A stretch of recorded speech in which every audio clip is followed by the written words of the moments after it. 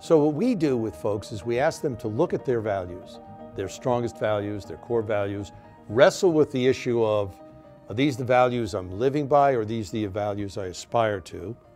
And then we ask them to look at their operating philosophy, which is to say, what are the kind of glasses you have on to establish the worth of something? If you understand those two things, you're much better equipped to first understand yourself and why you do what you do, why you choose what to do and what not to do, but you're also much better equipped to be sensitive to the fact that people around you are going to have different values.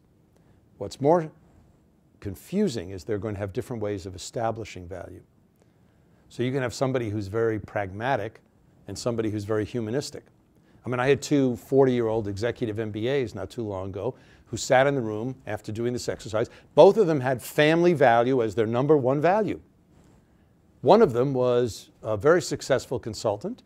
He would leave his home Sunday nights, sometimes Monday mornings. He'd get back on the plane Friday night or Saturday morning. And when asked the question, how do you enact family as your number one value? He said, I provide. I make sure, these happen to both be males, but he said, I make sure that my wife has the resources to do what she wants to do during the week. If she wants to work, great. If she doesn't, fine. If she wants to volunteer, my children have the resources to go to the right schools. He said, that's how I enact family values. The fellow who's literally on the other side of the room had family values as his number one value, and he was a plant manager in a manufacturing company. And I said to him, how do you enact family values? He said, it's easy. Family values to me means having dinner with my wife and children 6 nights a week. The difference between these two 40-year-old high potentials is not their values, it's their philosophy.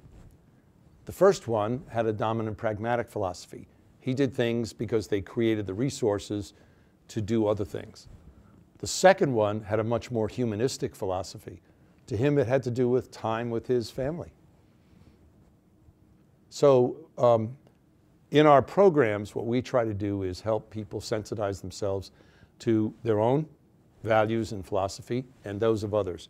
And not to do the knee-jerk reaction we often do, which is to derogate the positions of somebody else because they determine value in a different way. And look, I mean, diversity is crucial in organizations and in life. Otherwise, we can't have any new thoughts. And yet the problem with most diversity is that instead of acting openly toward it and saying, well, what are each of these people saying from their different perspectives, we react by saying, oh, you're one of those. So that kind of knee-jerk reaction, which is really very defensive and scared, blocks us off to the benefit of learning values, of learning about other people's way of looking at values, and of getting different perspectives to innovate.